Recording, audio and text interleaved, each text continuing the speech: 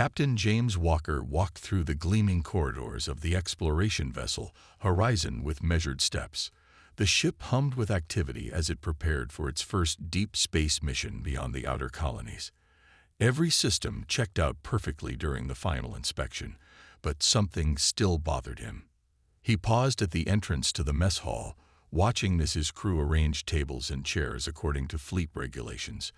In the center of the room stood the officers' table, polished and set with exactly 10 chairs, 9 for the senior staff, and 1 that would remain empty. "Is something wrong, Captain?" asked First Officer Ben Miller, noticing Walker's frown. "That chair," Walker said, pointing to the vacant seat at the head of the table. "Do you know why it's there?" Miller shrugged. "Fleet Regulation 7A3, sir. All vessels shall maintain 1 unoccupied seat at the primary dining table. Been that way since before either of us joined up." Walker had reviewed every regulation in preparation for command, but none explained the reason behind this particular tradition. As a practical man who preferred logic to superstition, the empty chair bothered him more than he cared to admit. "Ship's ready for launch, Captain," Miller reported. "Crew is at 98% efficiency during simulations. We're good to go." Walker nodded and made his way to the bridge. The mystery of the chair would have to wait. 3 weeks into their mission, the Horizon settled into a comfortable routine.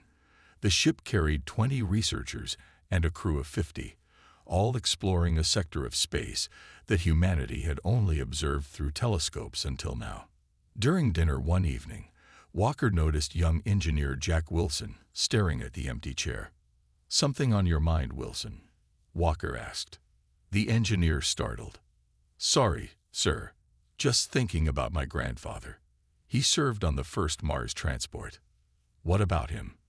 "He used to tell stories about the empty chair. Said that during a bad solar storm, when they were cut off from Earth and running out of oxygen, he swore he saw someone sitting there. Just for a moment. The next day, they discovered a malfunction in their recyclers that nobody had spotted. Fixed it just in time." Walker raised an eyebrow. "Your grandfather thought the chair was haunted." Wilson shook his head quickly. "No, sir, not exactly. He just said it was waiting for someone. All the old space crews have stories like that." Later that night, Walker accessed the ship's historical database. What he found surprised him. The tradition of the empty chair dated back to humanity's very first space stations. No official explanation existed in any manual, but he discovered countless unofficial reports, logs, diaries, and personal accounts, mentioning strange occurrences connected to these vacant seats. Crew members throughout history reported feelings of being watched during emergencies, equipment mysteriously repairing itself, and even glimpses of figures sitting in the supposedly empty chairs during moments of crisis. Walker closed the files and leaned back in his seat. As a man of science, he found the notion ridiculous, yet the tradition had persisted across centuries of space travel. The next morning, as he passed the mess hall during the quiet early shift, Walker paused. The room was empty except for the tables and chairs. Sunlight from a distant star streamed through the viewport, illuminating the empty chair. On impulse, Walker stepped inside and placed his hand on the back of the chair. It felt cold, colder than the others around it. "Who are you waiting for?" he whispered. Only the hum of the ship's engines answered him, but for just a moment, Walker could have sworn he felt something brush against his consciousness, ancient, patient, and watchful. The captain quickly withdrew his hand and left the mess hall, trying to convince himself it was just his imagination. But deep down, he knew the truth. The chair wasn't empty. It had never been empty. Someone, or something, was already there. The Horizon drifted silently through the darkness between stars. 3 months into their mission, the crew had settled into comfortable routines. Captain Walker had nearly forgotten about the empty chair until the ship's sensors detected something unusual. "Captain, to the bridge," came the urgent voice of Officer Linda Hayes over the comm system. Walker arrived to find his bridge crew gathered around the main view screen. A large object floated in the void ahead of them. "What am I looking at?" Walker asked. Unknown vessel, sir, Hayes replied. Not in any of our databases. It's just drifting. The object was clearly a spacecraft, but unlike any design Walker had ever seen. Its hull was dark gray with strange, swirling patterns etched across the surface. Most importantly, it appeared to be intact. Life signs? Walker asked. None detected, said Medical Officer Pete Davis, but the ship's internal systems are still partially active. There's minimal power running through it. Walker studied the alien vessel. How long has it been here? Science Officer Ray Thompson looked up from his console. Based on the dust accumulation and drift patterns, approximately 800 years, sir. A hush fell over the bridge. This would be humanity's first encounter with preserved alien technology. Prepare an exploration team, Walker ordered. I want to see inside that ship. Hours later, Walker led a team of 6 across the void between ships. Their magnetic boots clicked against the alien hull as they searched for an entry point. Walker couldn't shake the feeling they were being watched. Here, sir, called Thompson, pointing to what appeared to be an airlock. I think I can get this open. The alien door slid aside with surprising ease. Inside, emergency lights still glowed dimly, casting eerie shadows through the corridors. Air's thin but breathable, Davis reported, checking his instruments. Temperatures cold but survivable. The team moved cautiously through the ship. The architecture was strange.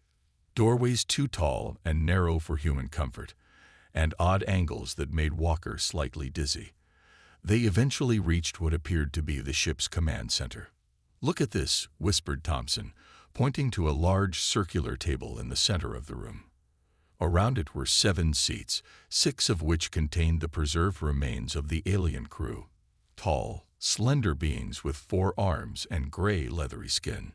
The 7th seat was empty. Walker felt a chill run down his spine. Check the rest of the ship. See if we can find the missing crew member. But after a thorough search, they found no trace of a 7th alien. What they did find, however, were more rooms with tables, and each table had 1 empty seat. Just like our tradition, Davis murmured. In what appeared to be the ship's data center, Thompson discovered records that could be partially translated. Captain, you need to see this, he called excitedly. I've got visuals from their logs. The alien images flickered to life, showing the crew in various activities. In each recording, the empty seat remained unoccupied. But in one final entry, made shortly before the ship lost power, something strange appeared. The alien captain spoke urgently in its unknown language. Behind it, barely visible, a shimmer of light hovered over the empty chair. As the recording continued, the shimmer took on a vague form, not alien or human, but something else entirely. The translation program is picking up fragments, Thompson said. Something about guardians and waiting. The recording ended abruptly as the ship's power failed. The exploration team exchanged uneasy glances. There's more, Thompson continued, scrolling through data. Star charts. This ship visited dozens of worlds before failing here. And look, he pointed to symbols representing different species. They all had the same tradition. The empty chair. Walker stared at the image, his mind racing. This ship is 800 years old. That's centuries before humans left Earth. Sir, Hayes said quietly, what if we didn't start the tradition of the empty chair? What if we inherited it? What if every spacefaring race does the same thing? Walker looked at the alien chair, then at his team. Pack up everything you can. We need to understand what this means. As they prepared to leave, Walker couldn't resist approaching the empty alien chair. He reached out to touch it, and quickly pulled his hand back. Just like on his own ship, the empty chair was unnaturally cold. Captain Walker didn't sleep the night after their discovery. The image of the empty chair on the alien vessel haunted him. By morning, he had made a decision. I want everything we have on the empty chair tradition, he announced at the officers' meeting. Search every database, every historical record. If this goes beyond humanity, I want to know how far it reaches." The research team worked tirelessly for days. Walker often found himself standing in the mess hall during quiet hours, staring at their own empty chair. Sometimes he thought he saw a faint shimmer around it, but when he blinked, it was gone. On the seventh day, research specialist Mira Jones rushed to find him. "Captain, we found something," she said, her eyes wide with excitement. "Actually, many things." Walker followed her to the research lab where screens displayed findings from across human history and beyond. "The empty chair tradition goes back further than we thought," Mira explained. Ancient Earth sailors would leave an empty place at their tables for those lost at sea. But space travelers took it more seriously. She pulled up records from the first Mars colonies. "Look at this diary entry from Commander Robert Lee, 2087. Something saved us today. Life support failed during the dust storm. We all gathered in the common room, not knowing what else to do. That's when I saw it. A flicker of light by the empty chair we always kept. Within minutes, the technicians found the solution to our problem." Walker frowned. "Coincidence?" "Maybe," Mira agreed. "But there are hundreds of similar accounts throughout human space exploration. And now, look at these." She displayed translations from alien records recovered from the derelict ship. Their logs span over 2,000 years of space travel. They call the empty chair the guardian seat in their language. And they weren't the only ones. Mira pulled up more records. "We cross-referenced their data with everything we know about other species from our limited first contact experiences. Every spacefaring civilization we've encountered maintains this tradition." Walker stared at the evidence. "But why? What's sitting in these chairs?" "Some records call them watchers or guardians of the void," Mira said. "Beings that exist somewhere between our reality and something else. The aliens believe these entities watched over travelers in the emptiness of space." Engineer Wilson joined them, carrying an ancient-looking device. "Captain, we've managed to restore more recordings from the alien ship. There's something you should see." The team gathered as Wilson activated the device. A three-dimensional image appeared, the alien ship's final moments. The crew rushed about in panic as systems failed. In the corner of the image, the empty chair stood untouched. But as the crisis worsened, something changed. A faint glow appeared over the chair. The alien captain turned toward it, gesturing desperately.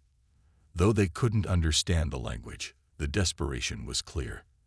The captain was asking for help. The glow intensified, taking on a vague humanoid shape. It pointed toward a panel on the wall. The alien crew immediately focused their efforts there. The recording ended abruptly. "They were trying to repair something," Wilson said, "whatever that light told them to fix. But they didn't succeed," Walker said quietly. "The ship was still abandoned when we found it." "Maybe they did," Mira suggested. "Look at the life support readings from when we boarded. The ship maintained minimal atmosphere for 800 years. That's impossible without some kind of intervention." Walker rubbed his temples. "You're suggesting that these guardians, whatever they are, they're real. That they've been watching over spacefaring races for thousands of years. The evidence suggests they only appear in moments of true crisis," Mira said. "And not always successfully, but they try." Walker thought about the countless ships that had been lost in space despite the tradition. They can't save everyone. "No," Mira agreed. "But the records suggest they've saved enough to make the empty chair worth keeping." That night, during dinner, Walker looked at the empty chair with new eyes. He nodded to it slightly, feeling slightly foolish but compelled by the weight of history. For the first time since becoming captain, he didn't question the tradition. Some mysteries of space, it seemed, were older and stranger than humanity had ever imagined. The Horizon continued its mission, but something had changed among the crew. Word of the discovery spread quickly, and the empty chair in their mess hall took on new significance. Some crew members left small tokens beside it, a flower from the ship's garden, a handwritten note, or a polished stone from a distant world. Others simply nodded to it when entering the room, a gesture that would have seemed strange just weeks before. Captain Walker allowed these small rituals. The mystery of the chair had affected him too, though he tried not to show it.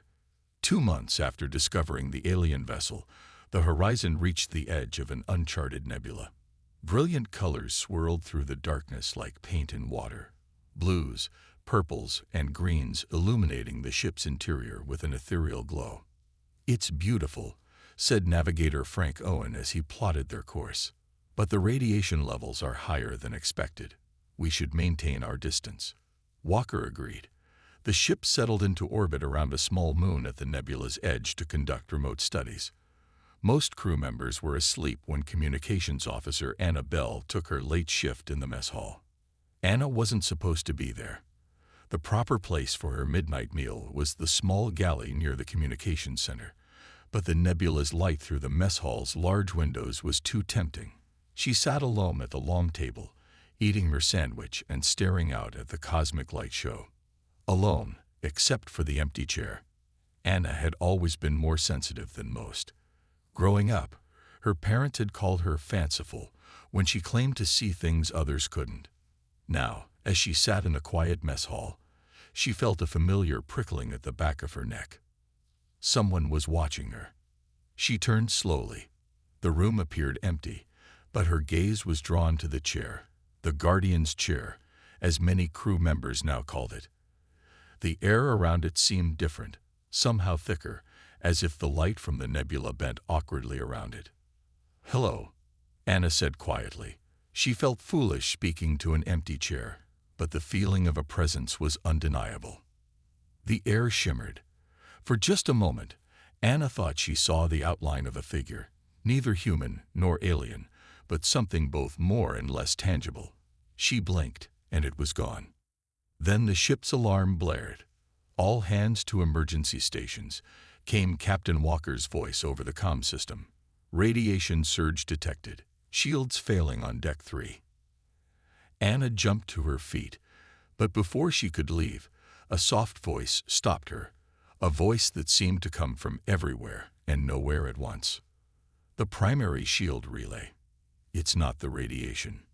It's the dust." She turned back to the empty chair. The shimmer was stronger now, pulsing with the colors of the nebula. "What?" she whispered.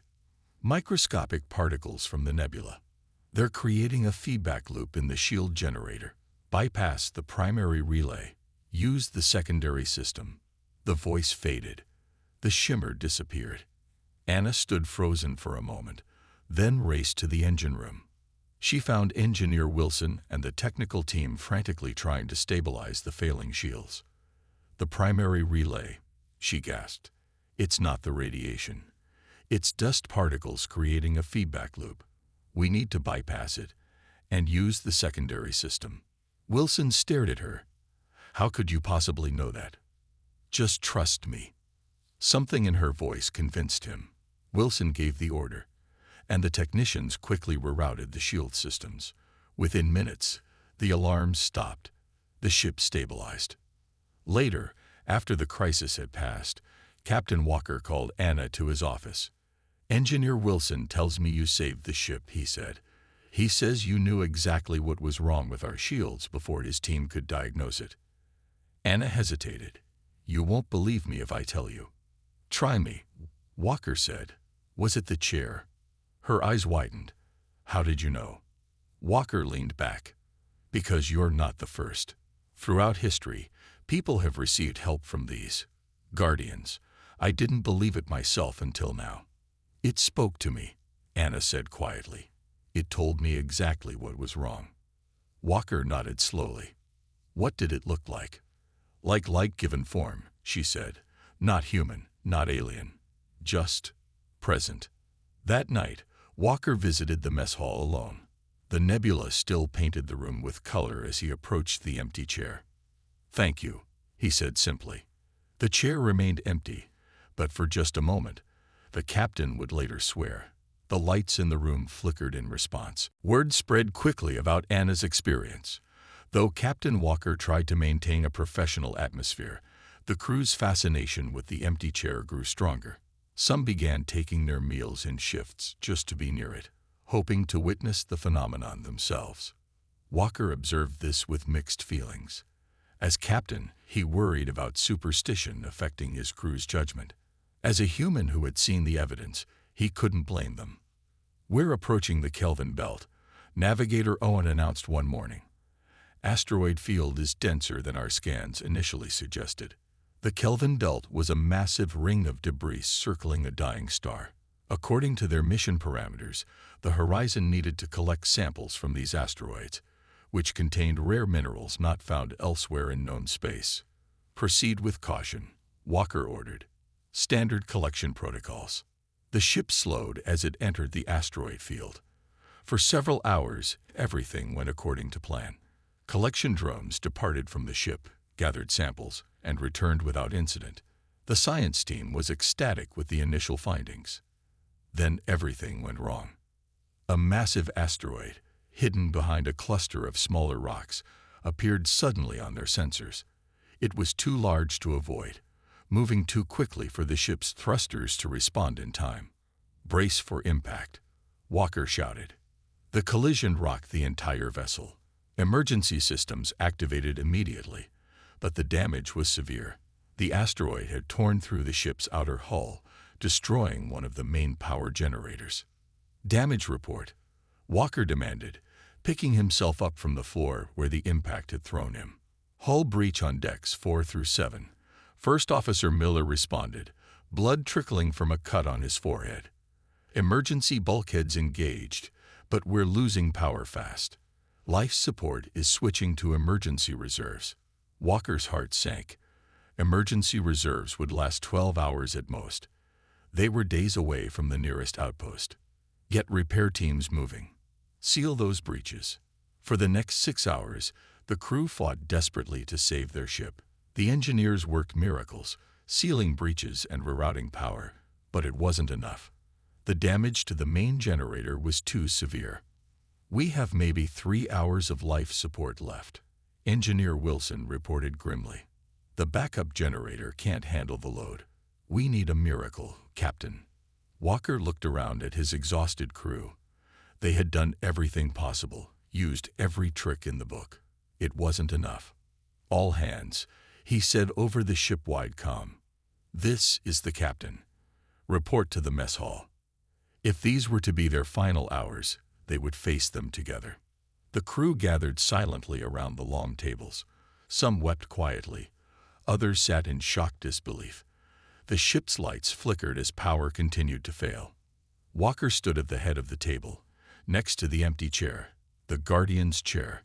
He looked at it for a long moment, feeling the eyes of his crew upon him. "Throughout human history," he began, "sailors faced the possibility of death on the endless seas.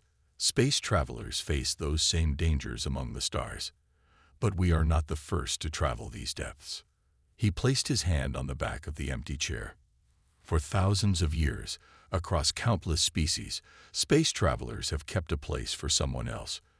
Someone who watches over those who venture into the void. I don't know if they're listening now. I don't know if they can help us, but I believe they're real."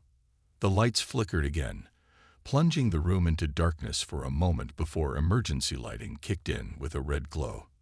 "If you're there," Walker said to the empty chair, his voice steady despite his desperation, "we need your help, not just for us, but for the knowledge we carry, for what we've learned about your kind.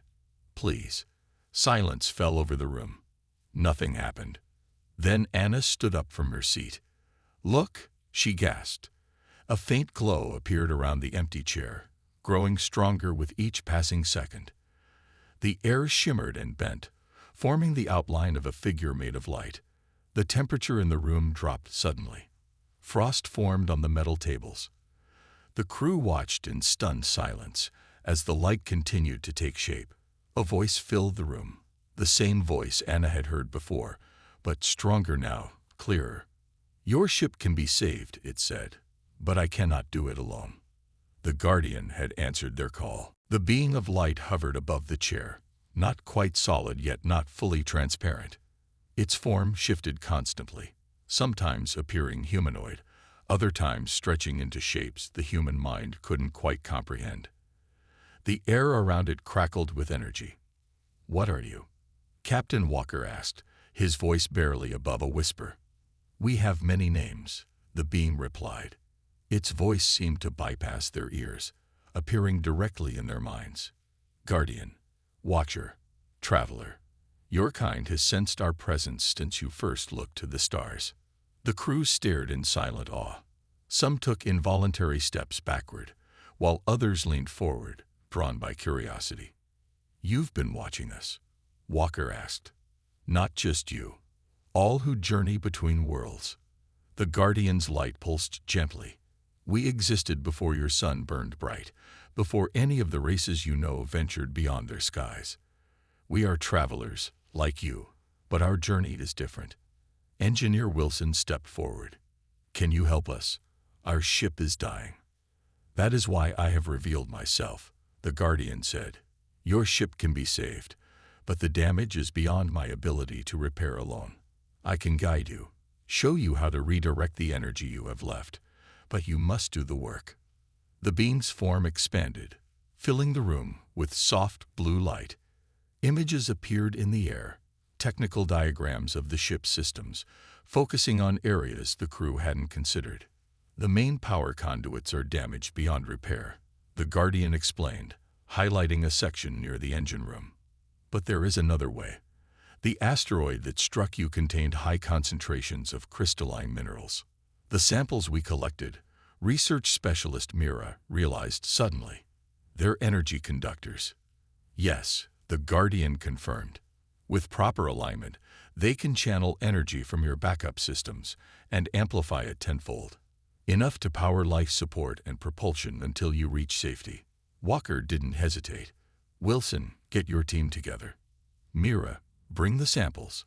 Let's move." As the crew rushed to follow the Guardian's instructions, Walker stayed behind for a moment. "Why help us?"